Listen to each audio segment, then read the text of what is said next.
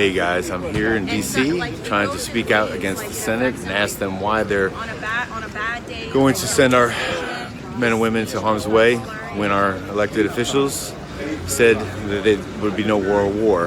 Anybody who feels disillusioned and betrayed by our government, you're not alone. Join us in demanding accountability for this betrayal. Free Palestine, free America. Let's go.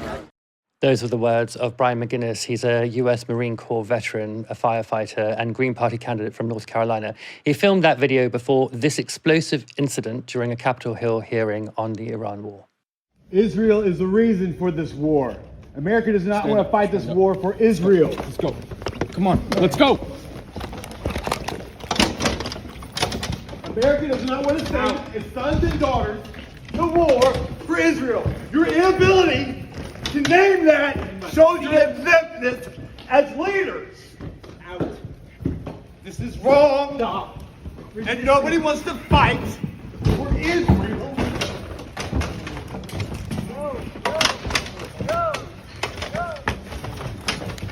Just a reminder to all our Commandant, please stand up as a Marine and stand up for America.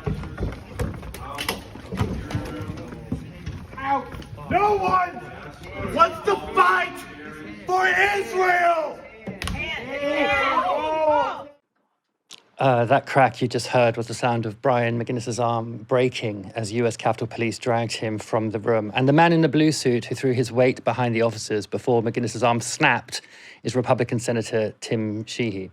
During his arrest, McGinnis continued to struggle as police handcuffed him before he had received medical attention. He chanted, "Free Palestine, from the halls of Montezuma to the shores of Tripoli, Palestine will be free," a reworking of the first line from the Marines' hymn.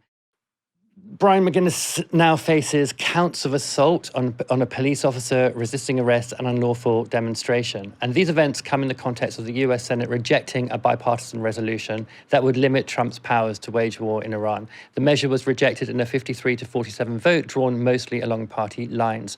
Only two senators crossed the floor. Republican Rand Paul voted for the measure to restrict Trump's powers, whilst Democrat and longtime champion of Israel, John Fetterman, opposed it. Dahlia, it doesn't look like there's much opposition in American politics to Trump at this point, and we're seeing their soldiers having their arms broken by actual sitting politicians, or at least taking part in the breaking of the arm, sitting politicians in US Congress. What do you make of these scenes, and what do you make of the Senate just sort of sitting by? So, I mean, maybe you're not surprised. I mean, it's very interesting, when it comes to sort of the US military and like the people who actually fight in the US military. Obviously, a lot of them are sort of motivated by whatever their propaganda their state has fed them and everything. But there is also this kind of dynamic that you have in a country where, there's no universal health care, there is a lot of poverty. And, for a lot of young people, who can't afford to go to college, who don't see a prospect of a job that gets them healthcare in their future, the army sort of actively preys on them and sort of grooms them into joining for the promise of free college, free healthcare, a pension, all of these things that are not accessible to them in other ways. And it's always been a kind of thorn in their side when those people kind of go through fighting, on the ground, whether it's Vietnam, Iraq, and potentially Iran here, and come out of the other side and say, there was no honor in that. There was no honor in what I did. And, I come back traumatized with what I did. I come back ashamed. And when they translate that voice into political resistance, it's a thorn in the side for the American establishment, because you can't call them dishonorable. You can't call them unpatriotic. You can't call them cowardly. Because they played the game. They literally went and, fought in the war that you commissioned. And especially when the president is an alleged draft dodger. Trump allegedly faked an injury to get out of Vietnam. I mean, it's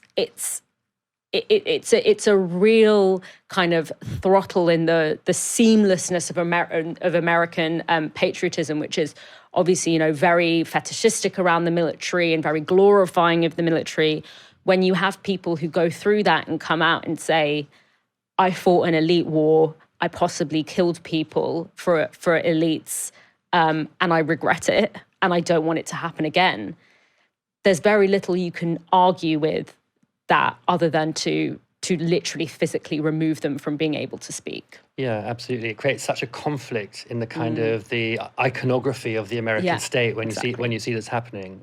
Or like Aaron Bushnell as well, just these acts of pacifism or in support of pacifism from one of the most violent militaries in the world, and they do it because of the violence that they've encountered or seen.